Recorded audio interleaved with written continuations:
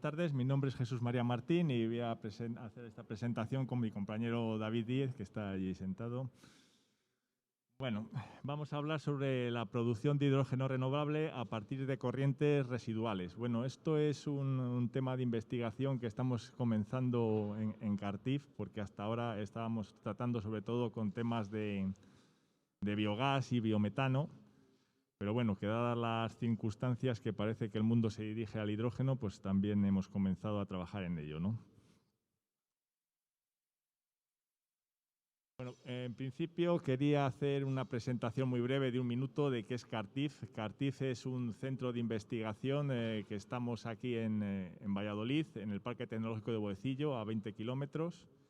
Bueno, nos dedicamos a la investigación e innovación en productos y servicios, hacemos transferencia de conocimiento a las empresas. Tenemos 3 divisiones, que esa primera azul es, no sé si esto tiene marcado ¿tiene puntero? Ah, no tiene puntero. Bueno, lo que está en azul es la división de energías, donde tratamos Smart Grids, políticas de energía y clima, Smart Cities, eficiencia energética, sistemas energéticos. Bueno, voy a quitar la mascarilla porque creo que será mejor. Luego tenemos la división de sistemas industriales y digitales, que es lo que está en negro, que es patrimonio cultural y natural, bienestar y salud, infraestructuras y construcción e industria. Y luego está la división de agroalimentación y procesos, donde tenemos las áreas de alimentación, biotecnología y química sostenible, economía circular a la que pertenecemos nosotros y recursos naturales y clima. Somos unas 180 personas, de los cuales 31 somos doctores. Actualmente tenemos unos 124 proyectos. Nos financiamos al 50% por contratos directos con empresa y el resto con proyectos internacionales, nacionales y regionales. Como pueden ver ahí, tenemos en proyectos internacionales, trabajamos en 44 proyectos en el Horizonte 2020, europeos, 8 de los cuales son coordinados. Proyectos LIFE tenemos 24, 16 coordinados, iberoamericanos también 21, 7 coordinados, Interred 19 proyectos. Bueno, el hidrógeno. ¿Por qué el hidrógeno? Bueno, como pueden ver en la gráfica, desde el año 2018 había una demanda de unos 70 millones de toneladas de hidrógeno según la Agencia Internacional de la Energía. Y esa demanda va creciendo, que en el año 2030 se prevé que esté triplicada, unos 200 millones de toneladas, y por el año 2050 350. O sea que hay un interés en el hidrógeno. El hidrógeno, ¿por qué? Bueno, pues no es una energía limpia que no genera gases contaminantes y como todas las políticas se dirigen a una economía libre de carbono, pues parece ser que es lo que interesa, ¿no? Hasta ahora el hidrógeno se producía con recursos fósiles no renovables, 76% a partir de gas natural, mediante reformado con vapor, 22% a partir de carbón, mediante gasificación principalmente. Y todo eso, claro, produce grandes cantidades de CO2 que claro, producen efecto invernadero y bueno, provocan el cambio climático y todo esto hay que evitarlo, ¿no? En la actualidad solo un 2% del hidrógeno que se produce es por electrolisis. Luego tenemos que cambiar tanto las materias primas como los procesos tecnológicos para conseguir este hidrógeno. Es porque aquí vamos a hablar sobre el aprovechamiento de las corrientes residuales para tratarlo, ¿no? Entonces, una opción de gran interés aquí es el obtener el hidrógeno a partir de biomasa sobre todo residual, ¿no? ¿Qué es la biomasa? Bueno, aquí estamos en Expo Biomasa y yo creo que todo el mundo lo sabe, pero bueno, como no sabía el público que iba a ver, digo, pues biomasa entendemos pues toda la materia orgánica de origen vegetal y animal. Claro, de esta biomasa residual tenemos grandes cantidades de residuos en todo el mundo, ¿no? Tanto agrícolas como forestales, como ganaderos, como industriales, como municipales. Luego la materia prima la tenemos para producir energía de toda la que queramos, ¿no? Luego, para producir energía a partir de esta biomasa, pues tenemos distintos procesos biológicos. Los dos principales son ambos dos procesos para producir la energía, biológicos o termoquímicos, que son los que van a mi compañero David a explicar. En los biológicos, bueno, aquí lo que participa son microorganismos que transforman la materia, gracias también a la acción de las enzimas que tienen ellos, fundamentalmente 2 tipos de enzimas, nitrogenasa y hidrogenasas. Luego, aparte de estos procesos, dentro de los procesos biológicos, según la fuente de energía que empleen los microorganismos para llevar a cabo su metabolismo, pues tenemos dos vías, ¿no? La vía fotobiológica, que emplea la luz solar y no necesariamente necesita una fuente orgánica externa de materia prima, y la vía fermentativa, que obtiene la energía de la descomposición de la materia orgánica. Aquí la biomasa es la principal materia prima, ¿no?, de este tipo de procesos fermentativos. Bueno, dentro de los procesos biológicos, dentro de los fermentativos, tenemos la fermentación oscura, que es la fermentación pura, es prácticamente un proceso como la digestión anaerobia. Y luego la producción fotobiológica, tenemos la biofotolisis, que puede ser directa o indirecta, y luego tenemos la fotofermentación entre medias, que participan tanto la producción fermentativa como la fotobiológica. Y luego hay otros métodos como las células microbianas de electrolisis y la water gas shift, pero en reacción biológica, no la que se utiliza ahora para producir hidrógeno a nivel industrial. Bueno, voy a dar unas breves pinceladas de cada uno de estos procesos. O sea, en la charla esta lo único es describir un poco los procesos que existen. Luego, si quieren más información, pues ya se la puedo enviar porque no hay mucho tiempo. Entonces, fermentación oscura, aquí lo que se utilizan son microorganismos anaeróbicos. Esto es similar a la digestión anaerobia para la producción de biogás, y también pueden utilizarse microalgas. Como en el proceso de digestión anaerobia, las variables que intervienen son la temperatura, el pH, el tiempo hidráulico de residencia y la presión parcial del hidrógeno. Esto es muy importante porque cuanto más hidrógeno tengamos, hay que sacarlo de alguna manera del reactor. ¿Por qué? Porque si no, el hidrógeno se genera en la acidogénesis, ¿no? En las etapas de la digestión anaerobia está la hidrólisis, acidogénesis, acetogénesis y metanogénesis. Pues en la acidogénesis se genera el hidrógeno, y si le dejamos para la etapa de acetogénesis, pues se nos genera dióxido de carbono y metano. Luego, al final, el hidrógeno se nos consume, ¿no? Los ensayos que se están haciendo y lo que hemos partido en CARTIF es trabajar en condiciones mesofílicas, que son las típicas de una digestión anaerobia, 37 grados centígrados y pH 7. Perdón. También se puede incrementar la eficiencia de esta fermentación oscura mediante la introducción de los microorganismos adecuados, ¿no? Entonces se ha visto por estudios realizados anteriormente que los organismos productores de ácido acético y de butírico son microorganismos que generan hidrógeno, pero sin embargo hay otros que lo consumen. Luego tendremos que evitarlos, como por ejemplo los productores de propiónico y los de láctico o etanol. Como hay muchos microorganismos, es muy difícil mantener una especie sola, entonces es mejor emplear consorcios microbianos para este tipo de cultivos. Y la ventaja que tiene, y por lo que nos hemos decantado en CARTIF por este método para producir hidrógeno a partir de biomasa, es por eso que al estar en reactores cerrados que no necesitan luz, pues ocupan poco espacio y además no se ven afectados por las condiciones climáticas de la zona, que eso es muy importante. Otro proceso de producción de hidrógeno era la fotofermentación. Aquí participan bacterias fotosintéticas anaeróbicas, que son las bacterias no sulfurosas púrpuras, las Rhodopseudomonas y Rhodobacter. Bueno, también estas necesitan luz para su crecimiento y transformación del orgánico en hidrógeno, y también trabajan en el régimen mesofílico. Aquí pone esto, pero bueno, también se puede trabajar en el termofílico, lo que pasa es que la mayoría de los estudios se han hecho en régimen mesofílico. Aquí la enzima responsable de la transformación de los protones hidrógeno a hidrógeno molecular es la nitrogenasa, bajo condiciones deficientes de nitrógeno. Bueno, aquí es muy importante, como necesitan luz, que la longitud de onda de esa luz tiene que tener luz infrarroja también. O sea, no se pueden poner lámparas que no lo tengan. No, la luz solar lo tiene, porque si no, se ha visto por estudios que desciende el rendimiento de producción de hidrógeno del 39%. Bueno, no he dicho antes que la materia prima que utilizan este tipo de bacterias en la fotofermentación son los ácidos grasos. Entonces, nos viene muy bien como continuación de la fermentación oscura. ¿Por qué? Porque en la fermentación oscura hemos producido en la acidogénesis hidrógeno y ácidos grasos. El hidrógeno ya lo hemos retirado del reactor y podemos continuar por fotofermentación con la degradación de los ácidos grasos y conseguir más hidrógeno, ¿no? Bueno, esta tecnología se ha intentado utilizar con aguas residuales, pero bueno, hay que tener precaución porque si el agua residual está coloreada y tiene compuestos tóxicos, pues claro, la luz no penetra en el medio y los compuestos tóxicos se cargan los microorganismos.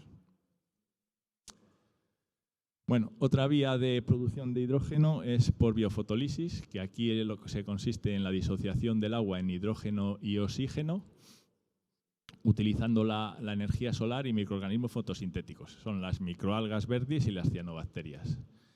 Bueno, las enzimas que participan son la hidrogenasa para las bacterias, para las microalgas verdes, y para las cianobacterias la nitrogenasa.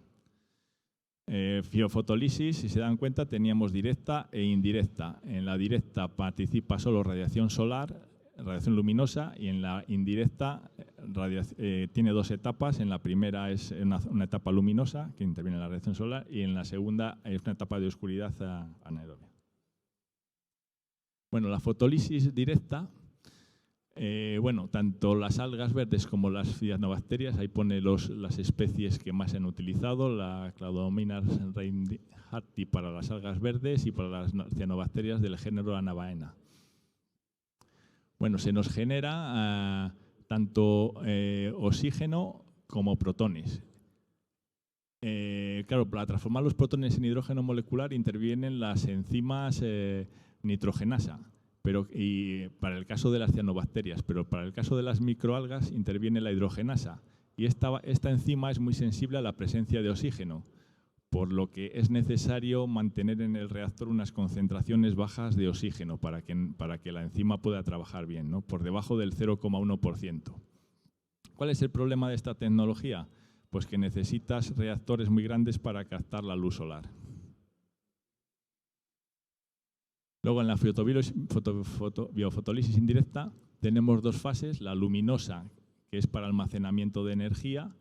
Aquí la energía se convierte en carbohidratos y lípidos. Los carbohidratos en la segunda fase, en la fase oscura de crecimiento, son convertidos a hidrógeno por reacción de las hidrogenasas. Como pueden ver en las reacciones que aparecen ahí, en la primera fase, en la luminosa, se generan carbohidratos y oxígeno.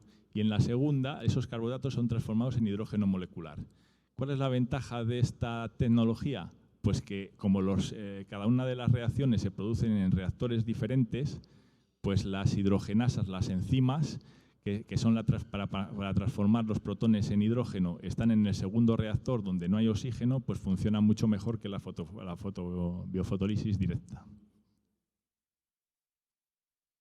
Luego, la otra tecnología que no está muy utilizada simplemente a escala laboratorio, aunque ya lleva estudiándose 20 años, pero no acaba de conseguirse buenos rendimientos, es la electrolisis microbianas. Las celdas de electrolisis microbianas. Aquí mezclamos dos principios, el de un reactor anaerobio y el de una célula electroquímica. Entonces tenemos un cátodo y un ánodo, normalmente divididos por una membrana de intercambio iónico. Entonces, en el ánodo tenemos células bacterias electroactivas, que es donde se liberan los electrones, y en el cátodo los protones que han pasado en un ambiente anaerobio pasan a hidrógeno, ¿no? Esta tecnología necesita que se aplique una energía externa, que puede ser mediante un voltaje o corriente desde el exterior, ¿no? Es una tecnología que está está solo a escala laboratorio porque no se ha conseguido buenos rendimientos por el momento. Y luego tenemos, por último, la tecnología Water Gas Shift, que lo he puesto ahí un poco en naranja porque es un proceso muy conocido, que a lo mejor a alguno de ustedes le suena, que es para, a partir de monóxido de carbono, obtener hidrógeno, pero normalmente es por vía química, por reacciones químicas, con temperatura y presión. Entonces, aquí lo que se trata es que las bacterias sean las que lleven a cabo esta reacción.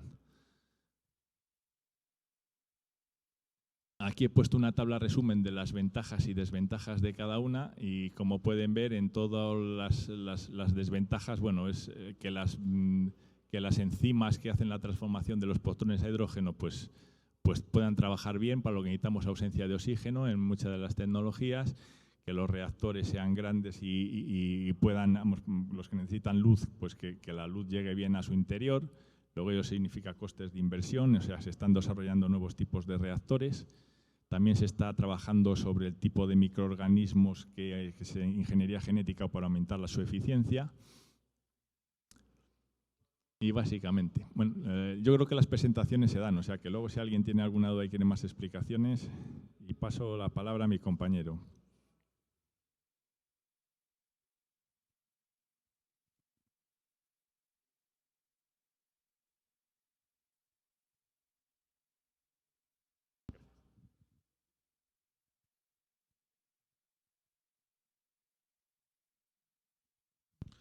¿Qué tal? Buenas tardes. Bueno, pues yo continuando un poco la presentación que estaba realizando Jesús, pues les voy a comentar un poco el otro punto de vista de la posibilidad de generar hidrógeno, que sería a través de procesos termoquímicos. Los tres tipos de procesos, vamos, que consideramos que pueden ser más interesantes desde el punto de vista termoquímico, pues estaría la pirólisis, la gasificación y la gasificación en estado supercrítico. Empezando por la pirólisis, bueno, como probablemente sepan todos, el proceso de pirólisis al final es un proceso de descomposición térmica o ausencia de oxígeno, por el cual al final se generan tres fracciones, ¿no? Tendríamos una fracción sólida, que estaría formada principalmente por lo que se denomina biochar, biocarbón, una fracción gaseosa, que estaría constituida por compuestos volátiles, y una fracción líquida, que es lo que se denomina el alquitrán. Más en concreto, vamos, ya lo que serían las características de cada uno de estos compuestos, pues tendríamos que el biocarbón o el biochar se caracteriza sobre todo porque tiene un contenido en carbono pues muy alto, ¿no? Aproximadamente de un 80%. Esto lo que hace es que se convierta en un combustible muy interesante, o sea, con poderes caloríficos pues relativamente altos, entre un 29 y 34 megajulios kilogramo. Y luego también tiene la posibilidad, debido a las propias características físico-químicas, de poder ser empleado pues, como absorbente o de precursor también de carbón activo, empleo como soporte en catalizadores y demás, ¿no? Sin embargo, bueno, las dos fracciones de mayor interés en la ponencia que nos trae aquí, pues sería por una parte la fracción del gas y por otra parte la fracción del bioil. El syngas que se genera dentro del proceso de pirólisis, bueno, pues se caracteriza porque tiene la mayor parte de los gases que se generan son gases combustibles, a excepción del CO2. Tenemos todos los demás gases que se generan, el CO, el hidrógeno, el metano, la otra serie de hidrocarburos ligeros que se pueden llegar a generar, pues se caracterizan porque son gases que pueden ser combustibles, ¿no? De hecho, bueno, a nosotros lo que más nos interesa ahora desde este punto de vista es sobre todo pues, el contenido en hidrógeno que pueden llegar a tener. Luego, desde el punto de vista de la fracción líquida que se genera en el proceso de pirólisis, el bioil, como se había comentado, bueno, pues al final son aquellos vapores que se generan durante el proceso de pirólisis, pero que a temperatura ambiente pues, se convierten en líquidos, ¿no? Entonces, estos compuestos pues es una mezcla bastante compleja de hidrocarburos alifáticos oxigenados y también de compuestos aromáticos, ¿no? Se caracteriza también porque tiene un contenido muy alto en oxígeno, en torno a un 40 o 50%, lo que va en perjuicio de su posterior aprovechamiento como combustible, ¿no? Esto hace que también baje el poder calorífico del bioil. Luego también tiene un contenido en humedad también bastante alto, entre un 25 y un 35%, que también dificulta al final, bueno, pues su posterior aprovechamiento desde ese punto de vista, que no son circunstancias insalvables, pero bueno, son obstáculos. Y luego una ventaja que tiene desde el punto de vista del el rendimiento desde el punto de vista de la producción de hidrógeno es que el bioil contiene el doble de hidrógeno de la biomasa inicial. O sea, es como si hubiéramos conseguido pues, concentrar la fracción de hidrógeno presente en la biomasa en el bioil, ¿no? Luego, desde el punto de vista de las variables que pueden influir en el proceso de obtención de la pirólisis, bueno, pues las principales variables son variables de proceso, como la temperatura, el tiempo de residencia, la velocidad de calentamiento, pero también nos afectan otro tipo de variables, como puede ser el tamaño de partícula de la biomasa, el propio tipo de biomasa que vamos a utilizar. Si la biomasa, por ejemplo, tiene un alto contenido en lignina, pues hace también que el gas que se vaya a generar pues tenga un mayor contenido también en hidrógeno, lo cual también desde ese punto de vista pues también es interesante. Y también, lógicamente, pues influye el tipo de reactor que se vaya a utilizar y de cómo vaya a ser el contacto que se vaya a producir de las diferentes fases dentro del reactor, ¿no? A modo un poco de resumen, vamos, de lo que podrían ser la influencia de las variables más importantes, pues son las que aparecen aquí, ¿no? O sea, por una parte, la temperatura, el tiempo de residencia y la velocidad de calentamiento, pues son tres variables críticas dentro del proceso de pirólisis. Y se ve que, por ejemplo, si a nosotros lo que nos interesa es incrementar la fracción de gas, pues lo que tendríamos que hacer sería trabajar a temperaturas altas y a tiempos de residencia también altos, ¿no? En el caso, por ejemplo, del bioil, pues lo que nos interesaría sería, sobre todo, si queremos favorecer esta fracción, pues sería trabajar a velocidades de calentamiento también altas. Un poco en función, vamos, de toda esta variabilidad de las distintas variables de operación que tenemos, pues da lugar a distintos tipos de proceso, ¿no? Se puede hablar entonces de pirólisis rápida, cuando por ejemplo se trabaja a temperaturas en torno a los 500-600 grados, pero que empleen velocidades de calentamiento muy altas y tiempos de resistencia muy cortos, ¿no? La pirólisis rápida, precisamente por esas características, pues es interesante sobre todo para incrementar la fracción de bioil que se genera dentro del proceso, ¿no? O sea, que sería uno de las variables o de los procesos de interés dentro del aprovechamiento de hidrógeno, ¿no? de la biomasa. Y luego existirían también otra serie de procesos de pirólisis. Igual otra de las más interesantes sería pues, la que nos maximiza la fracción de gas, que en este caso sería la pirólisis a alta temperatura, ¿no? Este tipo de pirólisis, bueno, pues emplea temperaturas altas, 800, 900 grados, temperaturas bueno, un poquito más bajas, igual 700, velocidades de calentamiento pues intermedias, tiempos de residencia relativamente cortos. Y la ventaja que tenemos en este caso es pues, que conseguimos maximizar la cantidad de gas que se puede generar a través de este tipo de procesos. Ya en lo que respecta a los propios procesos en sí, un poco bueno, pues lo que hayamos visto es que si queremos generar hidrógeno a través de procesos de pirólisis, pues tenemos dos vías. O bien aprovechamos la fracción de bioil mediante procesos de reformado del bioil, o intentamos aprovechar la fracción de gas, ¿no? Si intentamos aprovechar la fracción del bioil, en este caso, bueno, pues la ruta que tendríamos que seguir sería intentar transformar este bioil en hidrógeno, y esto generalmente se hace a través de procesos de reformado con vapor, ¿no? Ese tipo de procesos, bueno, pues lo que requieren es la presencia de catalizadores, principalmente en base a níquel, y de esta manera, bueno, pues se pueden conseguir concentraciones al final del producto pues en torno a un 50-70%, ¿no? Un esquema típico del proceso de pirólisis que incluye reforma de vapor, pues es un poco el que aparece aquí, ¿no? Tendríamos una unidad de pirólisis a partir de la cual saldrían en conjunto tanto los gases como el bioil en fase de vapor, se separarían las partículas de inquemados que se hayan generado. La fase caliente todavía, que tendríamos todavía el bioil en fase de vapor, se pasaría a un condensador, de manera que ahí enfriaríamos, se generaría por una parte la separación del gas y del bioil, y luego posteriormente el bioil lo someteríamos a un proceso de reformado con vapor para generar ya la corriente de hidrógeno.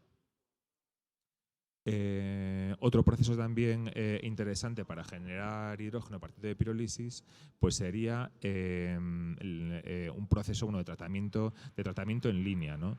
En este caso tendríamos, la diferencia sería que no haríamos tratamientos previos, separaciones intermedias, sino que en una misma unidad provocaríamos la pirólisis de la biomasa y seguidamente añadiríamos vapor para intentar transformar mediante proceso de reformado, craquear el biooil y también intentar transformar pues, toda la serie de hidrocarburos que puede haber arrastrado el gas, incluso el metano, acabar transformándolo en hidrógeno, ¿no? Sí, perdón. Vale. Este tipo de procesos, pues al final son muy interesantes porque sí que nos permite conseguir rendimientos de hidrógeno de un 90 a un 80% respecto del hidrógeno que está contenido en la biomasa y bueno, también se caracteriza porque precisa también de catalizadores en base a níquel, ¿no? Que suelen ser un poco los más interesantes desde el punto de vista también económico. El siguiente proceso que os queríamos comentar de los procesos termoquímicos, la gasificación, es un proceso que también es similar a lo que sería un proceso de combustión, solo que en este caso trabajaríamos en déficit de oxígeno. Es decir, al trabajar en déficit de oxígeno lo que conseguimos es un gas en el que no se generaría exclusivamente CO2 y agua, que serían gases que no se pueden aprovechar posteriormente energéticamente porque ya están completamente oxidados, agotados, sino que lo que tendríamos sería pues, una serie de compuestos como el hidrógeno, el metano, el CO, que se podrían también seguir aprovechando energéticamente, ¿no? Es este tipo de gas el que verdaderamente es interesante en el proceso de gasificación, ¿no? Como inconveniente de este proceso, pues cabe destacar que se genera una fracción de cenizas y de char que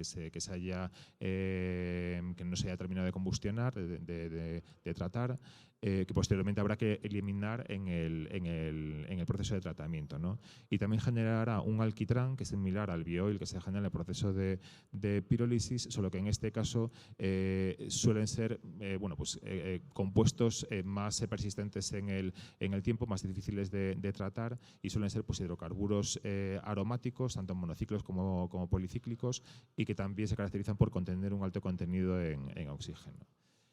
Las variables, rapidito ya, las variables que afectan, bueno, pues un poco lo que comentamos, variables también desde el punto de vista del proceso, desde el punto de vista del tipo de reactor que se pueden utilizar y la necesidad de utilizar un tratamiento y una limpieza posterior de estos gases, ¿no? ¿Qué nos interesa para generar hidrógeno dentro del proceso de gasificación? Pues sobre todo un poco, en resumen, lo que está aquí, trabajar con partículas de tamaño pequeño, trabajar a altas temperaturas, de agente gasificante se interesa trabajar con vapor de agua, de aquí que la relación de vapor-biomasa pues, suele estar en torno a 1, o sea, valores superiores tampoco nos interesan. Valores luego de R nos interesan sobre todo trabajar con valores relativamente bajos, ya que si trabajamos a valores altos nos provoca la combustión del gas y luego también el empleo de catalizadores. Para finalizar esta parte simplemente, bueno, pues comentar que esto sería un proceso más o menos estándar para generar hidrógeno, constaría de un gasificador como elemento principal y una serie de tratamientos posteriores que nos permitirían eliminar pues, las partículas, eliminar el CO2 que pueda arrastrar el gas y tratar el resto de los hidrocarburos para transformarlos también en hidrógeno, ¿no? Y ya por último, bueno, pues comentar que otro proceso que también es interesante, bueno, pero que igual está menos desarrollado, sería la gasificación en estado supercrítico. Este tipo de proceso es interesante para biomasas que tengan un alto contenido en humedad, pero tiene el inconveniente de que tiene que trabajar pues, en condiciones, lógicamente, del estado supercrítico del agua. Entonces, tenemos que trabajar a temperaturas por encima de los 364 grados y presiones superiores a los 220 bares, ¿no? Lógicamente, requiere un mayor consumo energético precisamente para conseguir mantener la presión en el sistema. Pero bueno, sí que es verdad que es un proceso muy interesante porque sí que nos puede ahorrar el coste de evaporación de biomasas que tengan un alto contenido en humedad, ¿no?